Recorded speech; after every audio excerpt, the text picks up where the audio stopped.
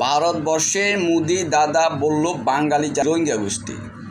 আমি মনে করি এই পৃথিবীতে মানুষ থেকে শুরু করি সব কিছু রোহিঙ্গা গোষ্ঠী।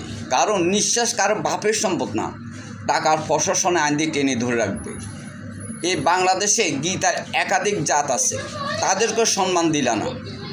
আমরা ইসলাম জাতি, আমাদেরকে সম্মান দিলা না। বাইবেল জাতিকে সম্মান দিলা না, এটা ঠিক না। একটা কথা শুনে রাখো দাদা, অহংকার ভালো না, কারণ অহংকারে মানুষ পতন হয়।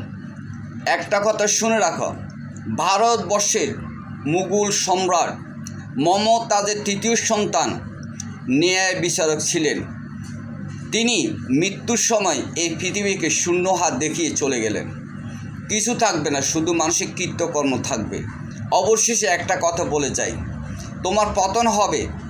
এখন বলছি 2024 সাল 30 সালের মধ্যে তোমার সকল দরজা বন্ধ হবে। কারণ যাদের পতন হয় তাদের হৃদয়ে এমনই কথা জাগে।